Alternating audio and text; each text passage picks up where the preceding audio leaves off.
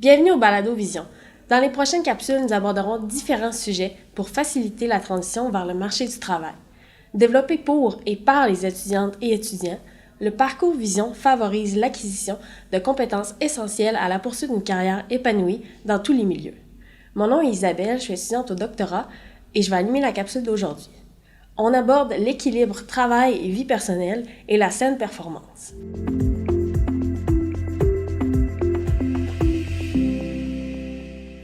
Selon une étude de la revue scientifique Nature, la préoccupation principale des étudiants au doctorat, c'est de maintenir un équilibre travail et vie personnelle. Selon la même étude, c'est 75% des étudiants qui consacrent plus de 40 heures par semaine sur leurs études. Quand on est aux études graduées, on a l'impression que c'est impossible de faire une bonne maîtrise ou un bon doctorat et de garder du temps pour sa vie personnelle. Mais c'est possible de faire les deux.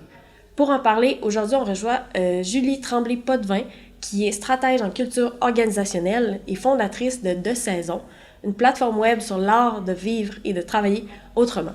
C'est aussi une firme de développement durable pour les personnes et les organisations qui se spécialisent dans la promotion de la santé durable et de la santé mentale positive. Salut Julie. Salut. Ça va bien? Oui, super bien, toi? Oui. Comment on fait pour avoir un bon équilibre entre ses études et sa vie personnelle? Il faut prendre conscience que la culture de performance est tellement ancrée en nous que si on ne fait pas attention, oui, on va en être un peu victime. Puis, ce qui est possible, c'est certainement de prendre un pas de recul puis d'adopter des stratégies qui vont nous aider à avoir un meilleur équilibre puis à durer dans le temps pendant nos études, pendant notre doctorat, notre maîtrise, mais aussi au-delà de ça. Parce que c'est avec l'accumulation que des fois on se fatigue puis on s'épuise, on se pense bien bon, mais après quelques années de ce régime, ça devient plus difficile de continuer là, comme ça. Puis c'est ça, on ressent vraiment beaucoup de pression de performer. Il faut publier des articles, il faut avoir des bourses, il faut gagner des prix, il faut présenter. Puis c'est une pression qui peut être directe des fois là, par nos superviseurs, mais qui est souvent indirecte. On regarde à côté, puis les autres étudiants ont l'air tellement meilleurs, puis nous, on ressent cette pression-là de devoir être aussi bon qu'eux. Et donc, comment on fait pour se protéger de ça, pour pas se sentir coupable, de pas travailler autant, de pas gagner la bourse que l'autre personne a eue, peut-être? Bien, tu sais, premièrement, comme je disais, la culture de performance est vraiment partout, puis elle est ancrée en nous depuis qu'on est tout petit, là. Donc, il y a vraiment un pas de recul à prendre.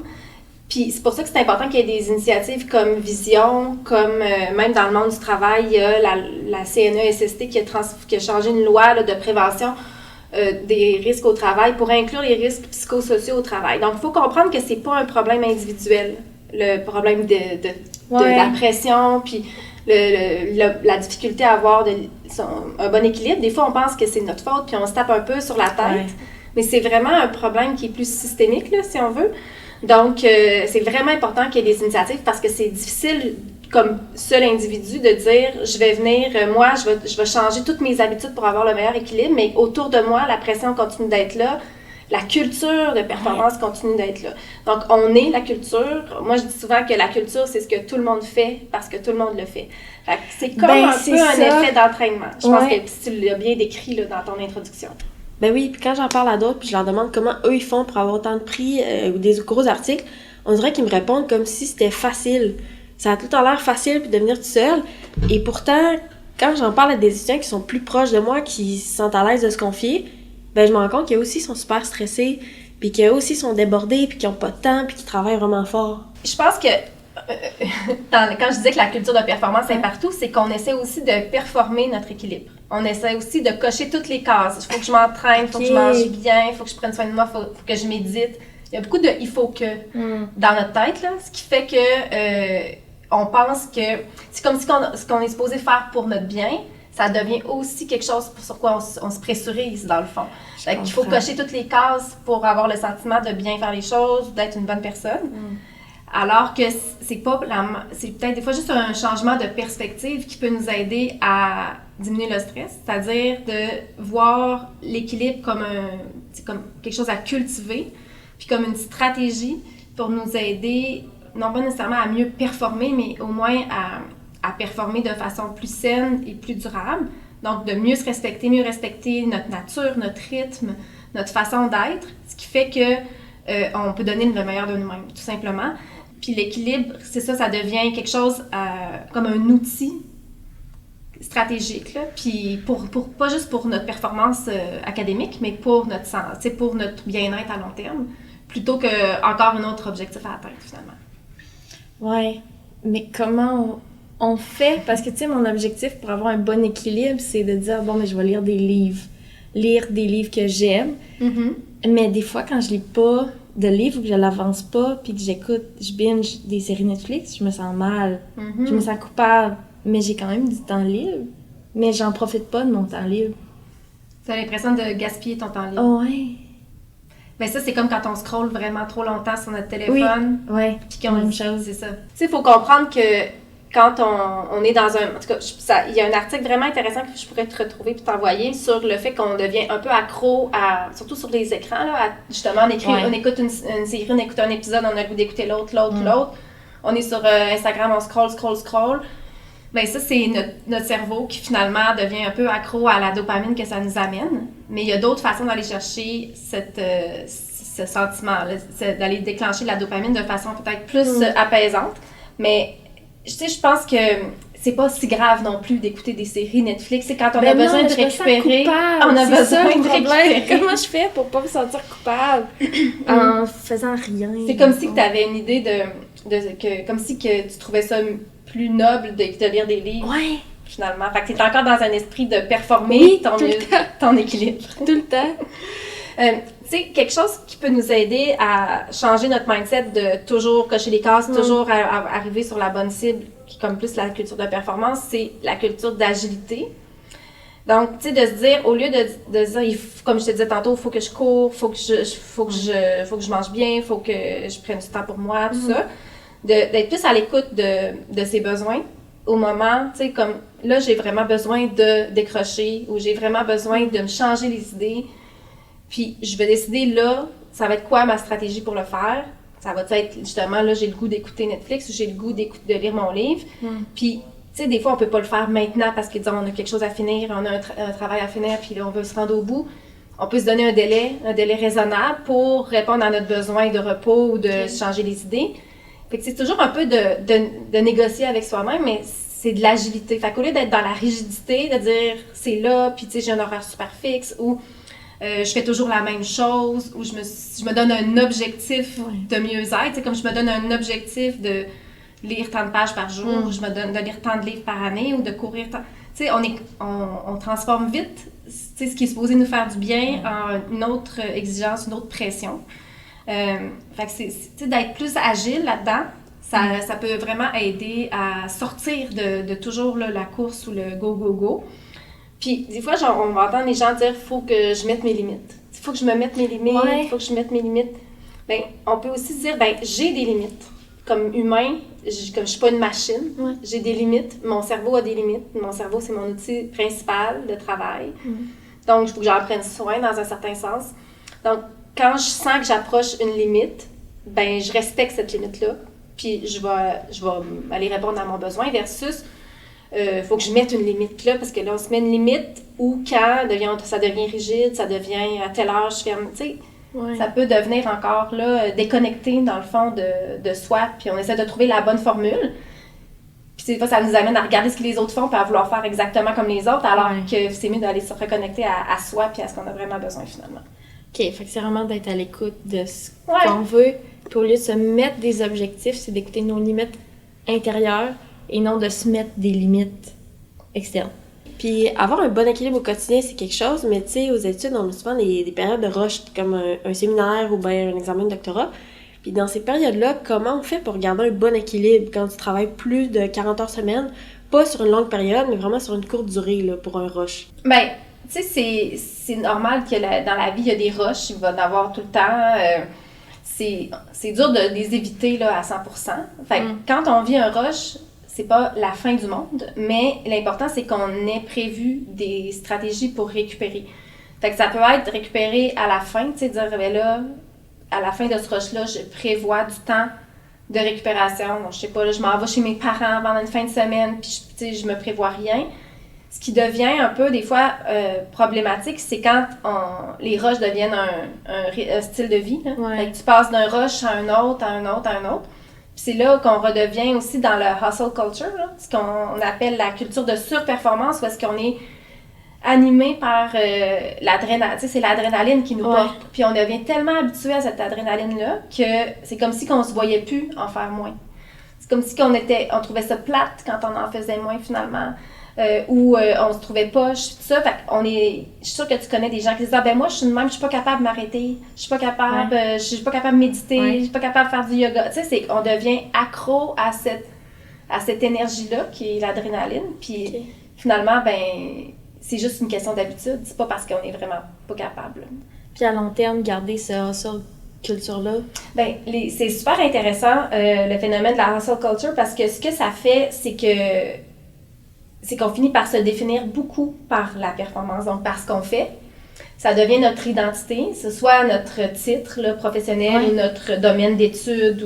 C'est ça, ça devient tellement notre identité. Même, tu sais, des gens qui travaillent des fois dans les restaurants, peu importe, si ils deviennent, tu sais, vraiment, ils s'identifient à ce qu'ils font. Fait ils se coupent de leurs autres rôles sociaux. T'sais. Fait que là, ils font rien d'autre. Fait que vu que tu fais rien d'autre, ben, tu t'en fais de plus en plus dans le travail. Fait que tu te coupes de tout le reste, tu te coupes de tes besoins, puis finalement, tu deviens un peu prisonnier de ça.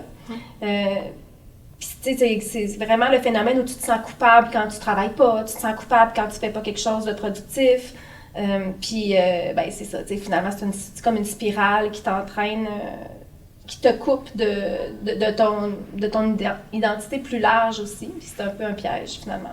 Ben oui, puis ça m'amène justement à ma prochaine question. Dans le fond, être aux études, c'est vraiment des montagnes russes d'émotions. Tu sais, une semaine, on apprend que notre résumé a été sélectionné pour une présentation dans un congrès, mais la semaine d'après, on apprend qu'on n'a pas gagné la bourse pour laquelle on avait appliqué.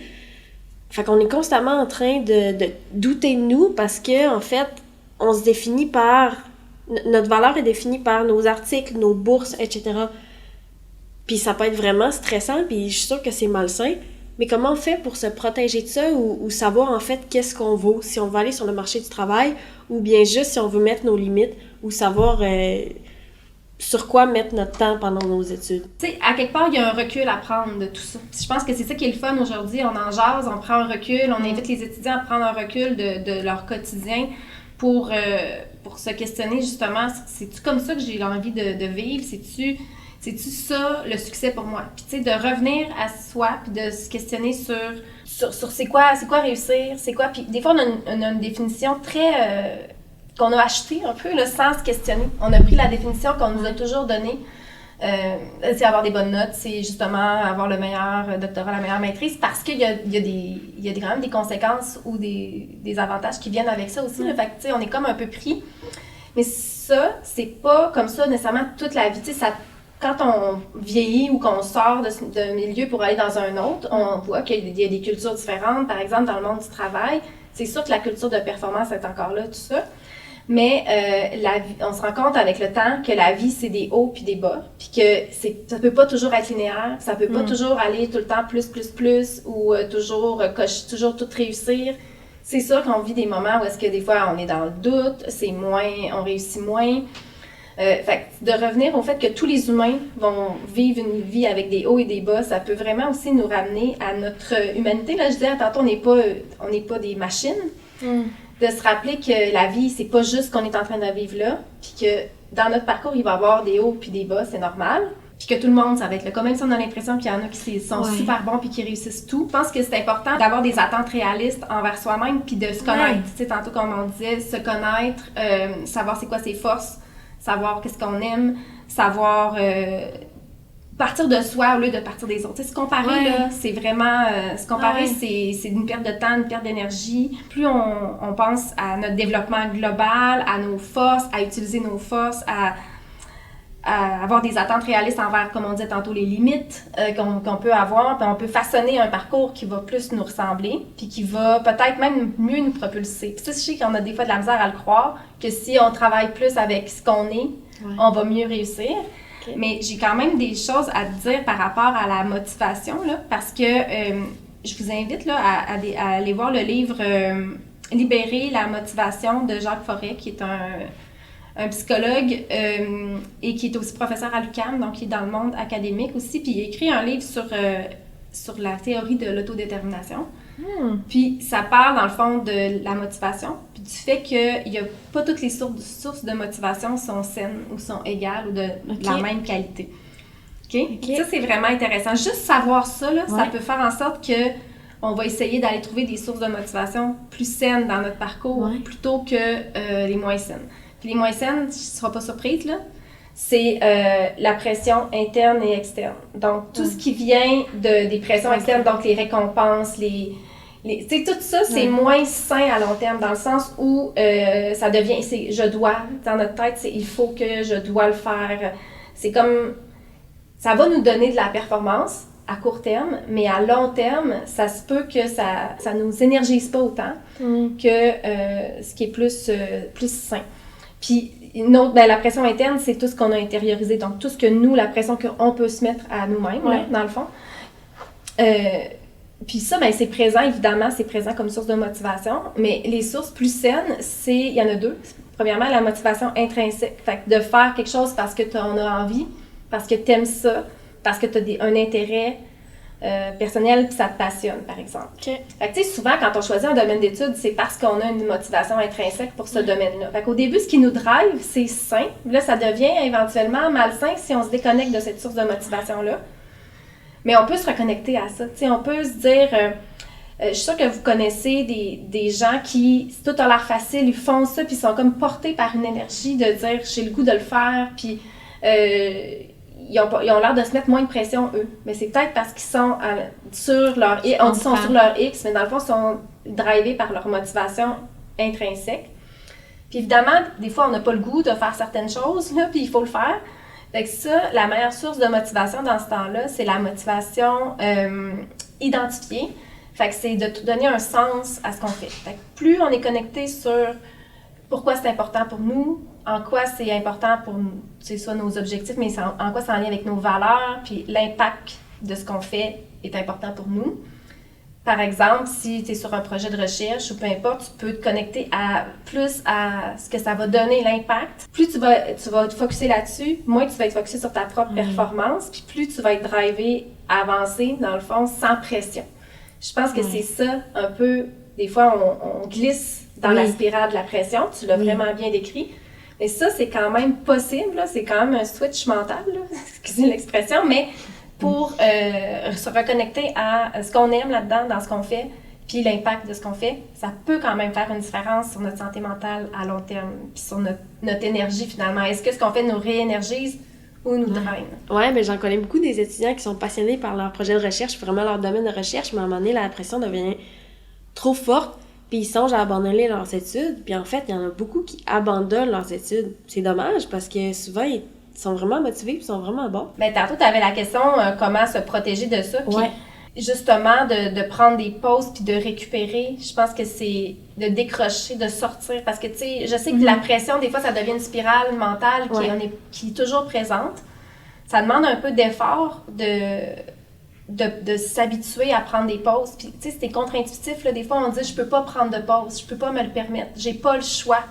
On est beaucoup dans « j'ai pas le choix, il faut ». Mais finalement, de revenir, de reprendre un peu le leadership de notre expérience, là, de se dire, ben c'est comme un athlète, tu sais, un athlète qui veut performer aux Olympiques, par exemple. Lui, il n'aura pas le choix d'avoir dans sa routine des moments de récupération pour que son corps soit capable de performer. Ben, c'est sûr, aux Olympiques, mais aussi qu'il dure dans le temps et qu'il soit capable de continuer. C'est sûr qu'il va y avoir des rushs, puis il va y avoir des blessures. Des fois, il va falloir qu'il passe à travers un moment plus difficile. Mais c'est sûr qu'après, il va prévoir de la récupération. Ça fait partie du processus, puis c'est très bien qu'il y a besoin de faire ça pour pouvoir donner le meilleur de lui-même. Mais c'est la même chose quand notre outil, c'est notre cerveau, finalement. T'sais, notre cerveau, ça fait partie du corps. On est c'est biologique, on n'est pas justement la machine qu'on pense qu'on est des fois. Fait que de récupérer, c'est la clé. C'est de se dire, de vraiment se dire, c'est comme stratégique. J'ai besoin de récupérer pour pouvoir donner le meilleur de moi-même. Ben, ça devient l'outil numéro 1, finalement, pour pouvoir être plus productif. Tu sais que si on travaille plusieurs heures sans s'arrêter, à un moment donné, on n'est plus aussi productif. Ben non. Fait que c'est vraiment de se donner la permission, finalement, puis d'être assez proactif pour pour diversifier nos activités puis avoir des moments de récupération. Ça peut être dormir, ça peut être aller prendre une marche, ça peut être, comme on disait tantôt, se changer les idées, faire du sport. Mais on le fait pour se faire du bien, là, dans un processus de récupération, pas dans un processus encore de performance. Oui, c'est ça. OK. Julie, merci pour ton temps aujourd'hui. T'avais-tu autre chose à rajouter? On a vraiment fait le tour. Mais je pense que c'était une super belle discussion. Puis, au plaisir de se revoir dans la prochaine capsule. Oui, merci. C'est ça, pour ceux qui veulent poursuivre la discussion, il va y avoir une deuxième capsule avec Julie sur le passage vers le monde professionnel. Merci d'avoir écouté, j'espère que ça vous a plu et on se revoit pour une prochaine capsule Vision.